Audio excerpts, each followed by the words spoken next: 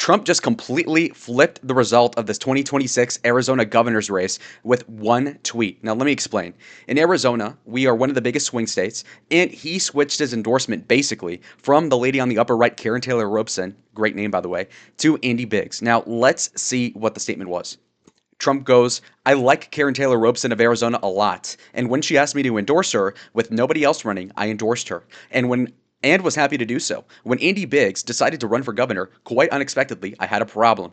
Two fantastic candidates, two terrific people, two wonderful champions, and it is therefore my great honor to give my complete and total endorsement to both. Make America great again. Either one will never let you down. And so this is nuts. If you remember, he actually did this about a year ago in the congressional race in Arizona, believe it or not, between Abe Hamadeh and Blake Masters for Congress. And what's so crazy is that nobody else does this where there's a dual endorsement. Now, this is very much depressing if you're Karen Taylor Robson. This lady is married to a 90-year-old like millionaire billionaire, has given the Trump campaign recently millions of dollars purportedly, and that sort of expectation of I give you millions of dollars, Mr. President, where's my endorsement? He gives it to you, and he says right here that actually you were the only person running. So it's basically like saying, yeah, I slept with you, but like no other girl would want to. So I mean, it's kind of that bad. Anyway. Now, I cannot underscore what a big deal and what a big win this is for MAGA because on many fronts, Arizona, a state with millions of people, would have been eventually ruled by a person who would win the primary, presumably, Karen Taylor Robson, who has said a lot of bad things about Donald Trump. Now, let's just take a look at what the hell I'm talking about. So, first of all, if you look at any of the ads, whether it be on Boomer Facebook, on Twitter, you'll see that Karen Taylor Robson says Trump endorsed in literally every single piece of merch, propaganda you'll find with this lady on it.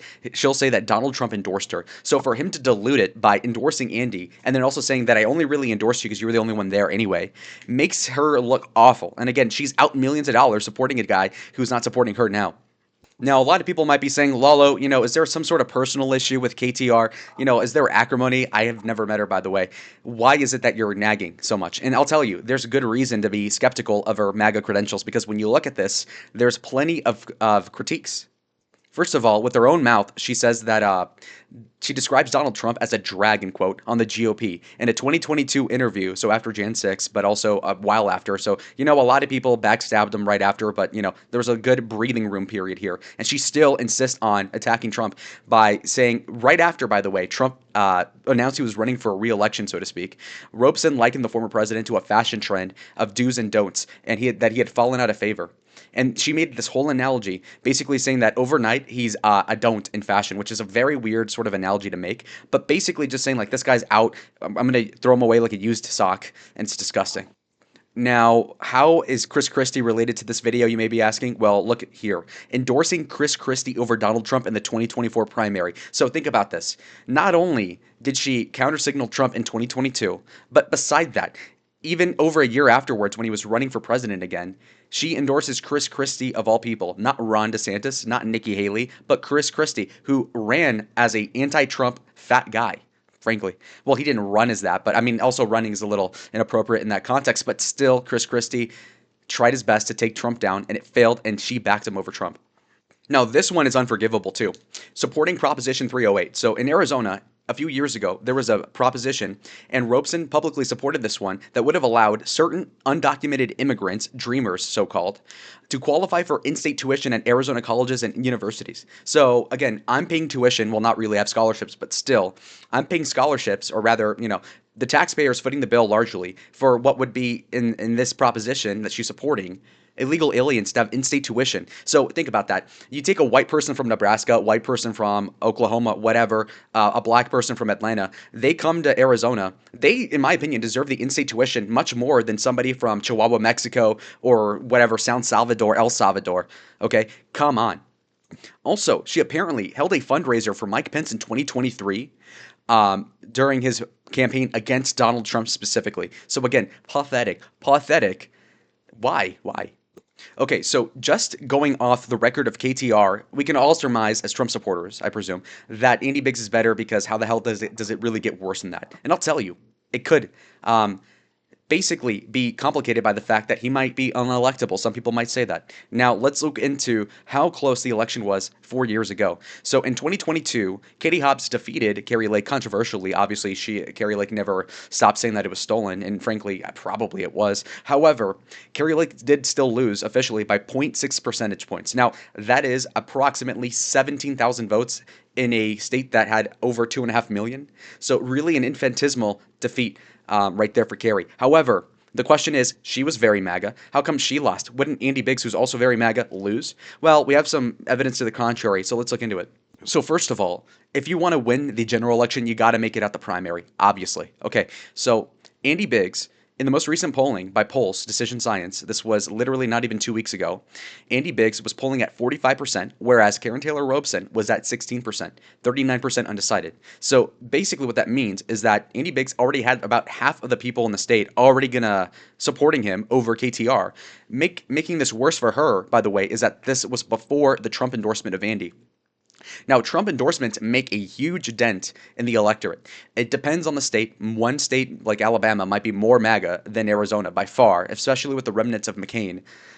So when you're thinking about it that way, it depends on how much you weigh the Trump endorsement. However, if you're already up by 30 points over your opponent and Trump is going to give you the stimulus of his backing, that's going to be another 20 or 30%. So that undecided 39 is going to probably break like 80-20 for Andy Biggs. And Andy Biggs is going to be set up to win the primary pretty handily.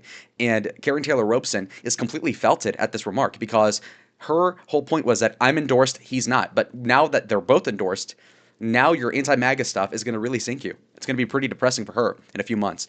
Now, if you look at the survey, this is kind of a smaller poll out of over 500 primary voters that are Republican, conducted 2 months ago. And they were asking people who you wanted to run for governor.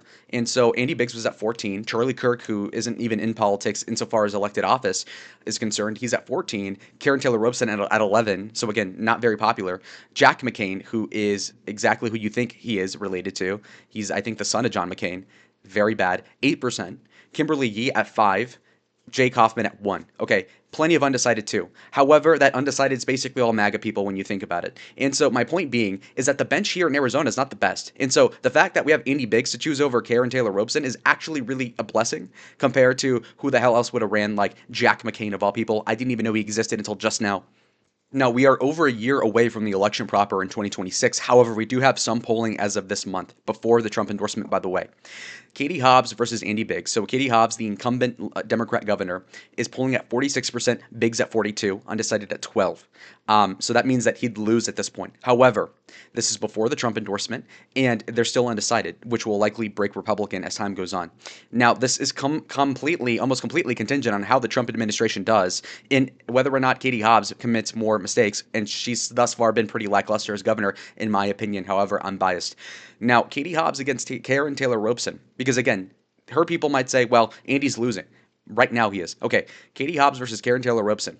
Hobbs is at 47, Robson at 38, undecided 15. So she's losing by 9. So this is over double the margin of defeat in this case for KTR versus Hobbs if you were to contrast it with the Biggs scenario.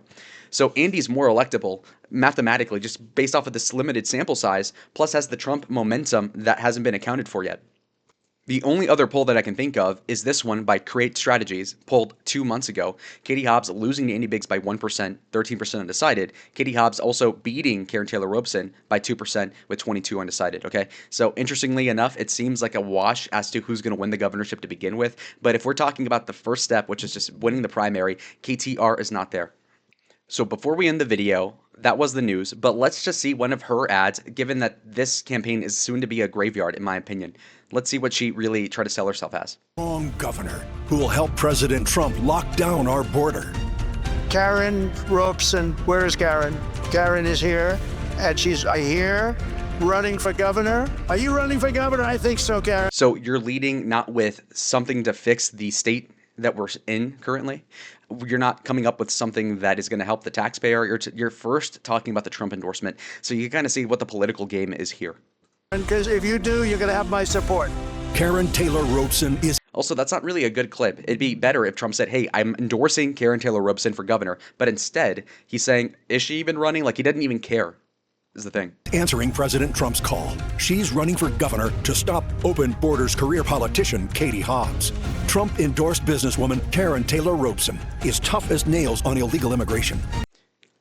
Again, nothing personal against her, but like even this walk is kind of odd. Like she looks super uncomfortable being there, and I get it because I have a bad walk as well, but still. And like Trump, she knows how to create jobs.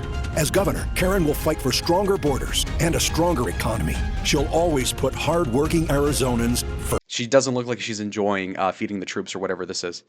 You're going to have my support. Endorsed by President Trump, Karen Taylor Robson. How many times in this 1-minute ad did you hear that phrase endorsed by President Trump? Like, I swear to goodness, it's got to be like 5 to 7, okay? This is insane. Insane. Real quick, looking at the primary results when Karen Taylor Robson ran for governor against Kari Lake as a Republican, you'll notice that Kari Lake ended up winning by 5% and won every single county. I feel like this map will look the same insofar as every county will go to Biggs, but I think Biggs is going to have a way bigger victory when you look at the fact that he apparently, and I've met him, he's cool, he is basically going to have this position where he's going to have the MAGA support, and he's going to have a lot of these traditional country club Republicans, you know, the 60-year-old white guys. They're going to come out for Biggs over Hobbs, and I think we're going to see a victory come November 26 in the state of Arizona. So I got to thank President Trump for making the right endorsement in this race, at least recently. And I think this is a great development. Like the video below if you like the video. Subscribe if you want more content like this. Comment down below any of your thoughts, questions, and concerns. And I'll see y'all in the next one. Adios.